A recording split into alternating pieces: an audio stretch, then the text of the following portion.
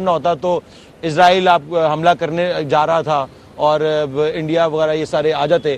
تو اس کے بعد نیوکلیئر پاکستان کی جو رسپانسبلٹی بھی ہے اور اس کے ساتھ ساتھ یہ ایک ہمیں ایک طرح سے وہ بھی دیتی ہے کہ دیکھیں ہم صرف 60 سال یا 61-62 سال پرانا ملک ہیں اور ہم پچھلے 8-10 سال سے ایک نیوکلیئر اسٹیٹ بھی ہیں. اس کا مطلب کہ جو آپ کی جو باتیں ہیں, جو آپ لوگ سب باتیں کر رہے ہیں حضرات, وہ باتیں ری ایشورنگ ہیں کہ it's a young country but still it has achieve so much. ہاں جی, مایوسی ہے, بہت ساری چیزوں میں مایوسی ہے, لیکن اس کے ساتھ ساتھ ہوپ بھی ہے کیونکہ عمران خان صاحب جیسے لوگ ہیں, احمد صاحب جیسے لوگ ہیں, آپ جیسے لوگ یہاں پہ بیٹھے ہوئے ہیں جو کہ قوم کو راستہ بار بار دکھانے کے لیے ہیں.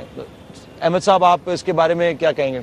You haven't said a word since then. نہیں علی, میں تو صرف سوچ رہا تھا کہ کیسے یہ بات جو زید حامد صاحب نے کی ہے, جو عمران خان صاحب نے کی ہے, میں ایک ینگ پاکستانی ہونے کے ناطے میں اس یہاں سے آئیڈیالوجی سے امپلیمنٹیشن اور ایگزیکیوشن تک کیسے لے کر جاؤں. پالیٹکس سے ایگزیکیوٹ ہوگا بالکل, ود ایکسیپشن کہ اگر زید حامد صاحب بھی پالیٹکس میں آ جائیں تو پھر ادھر سے بھی ایگزیکیوٹ ہو سکتا ہے. لیکن ہاؤ ٹو ٹرن دس, یہ ساری بات جو ہم کر رہے ہیں آئیڈیالوجی سے ایگزیکیوشن کی طرف, اور جو مجھے جو سمجھ میں آتی ہے علی وہ بات صرف اتنی سی کہ ہم نے ایک نیا پاکستانی شہری پیدا کرنا ہے. We have to create a new Pakistani citizen. Iqbal کا پاکستانی, بالکل, اس میں اقبال کا پاکستان, جناح کا پاکستان. اب وہ کریٹ جو ہے آپ کیسے کریں گے؟ میں عمران خان صاحب نے جو بات کی تھی, I think I can see that answer right now because when you said کہ ideology سے implementation and the middle section is the missing chain is the media as we've discussed in previous shows کہ کفر کا جو نظام پوری دنیا پہ زائنسٹ نظام جو چھا گیا ہے وہ دو لوگوں نے اس کو پروفیس کیا اتنا زیادہ, وہ لائرز اور جرنلسٹ ہیں. ٹھیک ہے, تو آپ جب ایک جرنلسٹ ہیں اور آپ ایک سمجھدار جرنلسٹ ہیں, پاکستان سے محبت کرنے والے جرنلسٹ ہیں, اور آپ کا میڈیا کے ساتھ ایسا تعلق ہے, تو you will be the missing link. You are the missing link. Ali, media جو ہے اور لائرز اور یہ سب کچھ, یہ سب ان کا رول ضرور ہے, لیکن ایک چیز یاد رکھیں علی کہ 1948 میں جب بالکل ایک نیا ملک پیدا کیا گیا مڈل ایسٹ میں جس کا نام اسرائیل ہے جی, اور وہاں پہ کسی دو لوگوں نے گورنمنٹ میں یہ کہا کہ ہم ایک 2000 سال مری ہوئی زبان کو پیدا کرنا ہے, اور یہ جو اسرائیلی قوم ہے, جو نئی قوم نے پیدا کی ہے, جو یہاں آنا ہی نہیں چاہتے, بالکل جوز آنا ہی نہیں چاہتے تھے وہاں پہ, جو ان کو ہم زبردستی لا رہے ہیں, اور جو 100 زبانیں بولتے ہیں, 150 زبانیں بولتے ہیں, ان کی آج سے 10-15 سال بعد جو نسل آئے گی وہ ایک زبان بولے گی, اور وہ ہیبرو ہے جو 2000 سال سے مردہ ہے.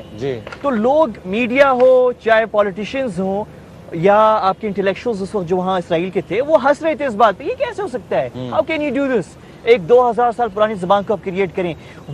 لیکن وہ ہو گیا. آج اسرائیل میں جائیں, بے شک وہ روس سے لے کے امریکہ سے, یورپ سے, ایشیا, افریقہ سے آئے ہوئے ہوں, لیکن وہ ہیبرو بولتے ہیں, ایک زبان, بالکل ایک زبان بولتے ہیں. اچھا, یہ چیز جو ہے میڈیا نے نہیں کیا, یہ لائرز نے نہیں کیا, یہ گھر میں بھی پیرنٹس میں نہیں, جو والدین ہیں انہوں نے بھی نہیں کیا, یہ اسٹیٹ نے کیا ہے. اسٹیٹ میں ویژن والے لوگ اسٹیٹ میں بیٹھے ہوئے, وہ ویژن جو آغا خان نے قائد اعظم کو, یہ ویژنری لوگ تھے ہمارے فاؤنڈنگ فادرز.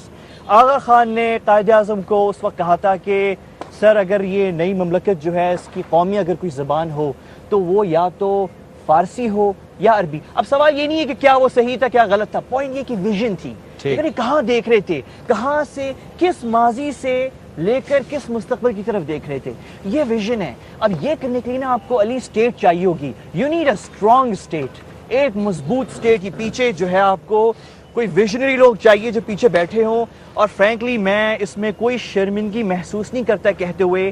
دیکھیں, مغربی جمہوریت بہت اعلیٰ ہے, اس میں کوئی شک نہیں ہے, بہت اچھا نظام ہے, لیکن مغرب کے لیے ٹھیک ہے نا. لیکن یہ یاد رکھیں کہ روم میں ریپبلک جو ہے, روم میں جو ریپبلک ہے وہ جب کھڑی ہوئی اپنے قدموں پہ, جمہوریت روم میں, تو وہ مونرکی کو ختم کر کے کھڑی ہوئی تھی. 4 سال چلی تھی, 450 سال. اس میں سول وارز ہوئی, اور جب مس مینجمنٹ ہوئی تو اس کے بعد امپائر آئی. ڈیموکریٹک روم نہیں آیا, جمہوری روم نہیں آیا, جمہوریت ختم ہو کے امپائر آئی.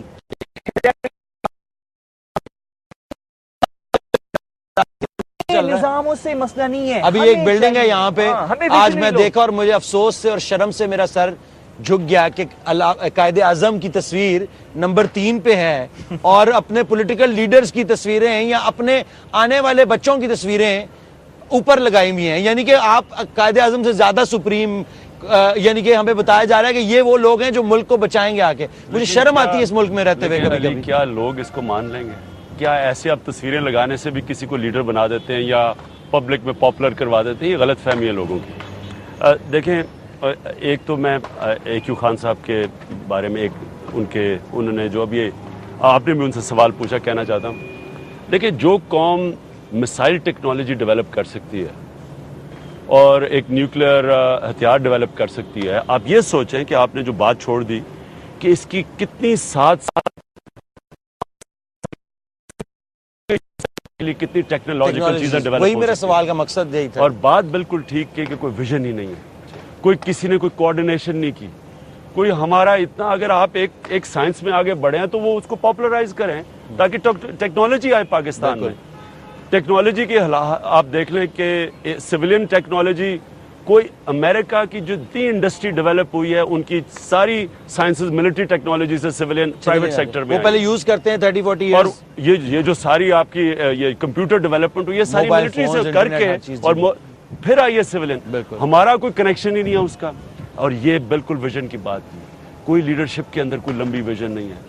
آتی ہے، لوگ آتے ہیں اپنی کرسیاں بچانے کے لیے. دوسری ابھی بڑی اچھی احمد قریشی نے بات کی کہ دیکھیں اسرائیل کے پاس زبان ہی نہیں تھی. ہم نے کیا کیا اپنے آپ سے؟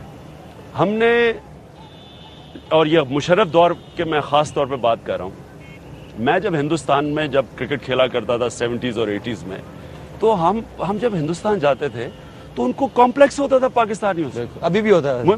مجھے یاد ہے ایک دفعہ ہم کہیں کھڑے پاکستانی کرکٹرز، تو بڑی لڑکیاں آئیں آٹوگراف لینے کے لیے، تو ہمارے ساتھ انڈین کرکٹر مہندر امرناتھ بھی کھڑا تھا جس کو آپ نے بے ہوش بھی کر دیا تھا. تو وہ ہمارے سے آٹوگراف لے رہی، تو وہ اس کے پاس گئی، کہتی are you Pakistani cricketer to?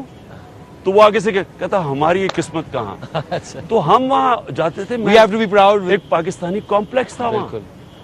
اچھا، اور انڈیا کے اندر ان کی کیونکہ 200 سال حکومت ہوئی ہے، وہاں انگریزی بولتے تھے، اپنے سے شرم تھی، ہندی نہیں بولتے تھے آپس میں، اور ہم یہاں اردو بولا کرتے تھے. میں یہ جو مشرف کی روشن خیالی آئی ہے، اس کے اندر میں کیا تماشے دیکھ رہا ہوں. جو ٹی وی پہ آتا ہے پہلے انگریزی بولتا ہے، کئی پروگرام انگریزی میں، میں ٹی وی پہ پروگرام انگریزی میں. اچھا، مشکل اردو بھی بولیں گے تو ٹوٹی پھوٹی اردو بولیں گے، ایسے فیشن بن گیا نا. اچھا، انگلش ایکسنٹ سے اردو بولیں گے. کوئی شرم نہیں آپ کو آتی کہ 80% پاکستانی کو سمجھ ہی نہیں آ رہی کیا بول رہے ہیں آپ. یہ پریزیڈنٹ تقریر کر رہا ہے پارلیمنٹ میں، انگریزی میں تقریر کر رہا ہے. بجٹ اناؤنس انگریزی میں ہو رہا ہے. آپ کو کوئی شرم نہیں ہے کہ آپ کے لوگوں کو سمجھ نہیں آ رہی. یہ شو کیا کرتا ہے؟ یہ شو کرتا ہے کہ we're not comfortable in our own skin. Leadership کی انفیریورٹی کمپلیکس جو مشرف نے پیدا کیا تھا. روشن خیالی مشرف نے تو نہیں پیدا کی، تو ہمیشہ سے یہ ہے تو، لیکن اس نے تو ایک پیک پہ پہنچا دی نا روشن خیالی کے نام پہ. روشن خیالی اس کو تھوڑا سا ہم کسی اور طرف لے کے جا رہے ہیں کہ روشن خیالی اور ایک اور چیز. روشن خیالی تو انگریزی کا تو کمپلیکس یہاں پہ تو سالوں روشن 100 سالوں سے چل رہا ہے. اور سوڈو ویسٹرنائزیشن میں بڑا فرق ہے. سپرفیشل ویسٹرنائزیشن، ہم نے جیکٹ پہن لی، انگریزی بولی، کیا اس سے ہم آگے نکل جائیں گے؟ ایک مغربی اگر آپ اسٹڈی کریں، اگر ان کا اگر نظام اوپر گیا ہے تو اس کی اچھی چیزیں لیں. کیا تھا؟ رول آف لا تھا. ان کے ڈیموکریٹک انسٹیٹیوشنز مضبوط ہو گئے اور تعلیم کے اوپر زور دیا. آپ اپنا ذرا دیکھیں نا، ہم مسلمان 700 سال تک دنیا کے سب ٹاپ سائنٹسٹ مسلمان تھے. کیا وجہ تھی؟ نبی صلی اللہ علیہ وسلم نے جب جنگ بدر ختم ہوئی تو آپ کو پتہ ہے کئی لوگوں کے پاس ہتھیار نہیں تھا، مسلمانوں کے پاس ڈنڈوں سے لڑے ہیں. صحیح کہہ رہے ہیں. جو انہوں نے کافر قیدی لیے، ان سے پیسے لے سکتے تھے اور ہتھیار خرید سکتے تھے. انہوں نے کہا نہیں، آپ 10 مسلمانوں کو پڑھنا لکھنا سکھا دیں، آپ آزاد ہیں. ایجوکیشن ایمرجنسی ڈکلیئر کی. بالکل. وہ پاکستان میں بھی یہی ہونا چاہیے. وہ عظیم لیڈر جو دنیا کی تاریخ کا عظیم لیڈر، وہ ان کی ویژن تھی. انہیں پتا تھا کہ ہتھیاروں سے نہیں جیتنا ایونچولی، بڑے مائنڈ پڑھ لکھ کے ریسرچ سے سائنس سے آگے بڑھیں گے. تو انہوں نے جو بنیاد کی، اس کی وجہ سے 700 سال تک پریمیئر سیویلائزیشن بنا. آج دیکھ لیں آپ، تعلیم پہ کتنا خرچ ہو رہا ہے، اور خرچ بھی کس پہ ہو رہا ہے؟ چھوٹے سے طبقے پہ ہو رہا ہے. عوام پہ، پر تعلیم پہ خرچ ہی کچھ نہیں ہو رہا. اس کے اوپر یہ جو آپ بات کر رہے ہیں بڑی زبردست بات، اور یہ اگلے پورے شو میں ہماری چلے گی اگلا مطمئن کے اس بریک کے بعد.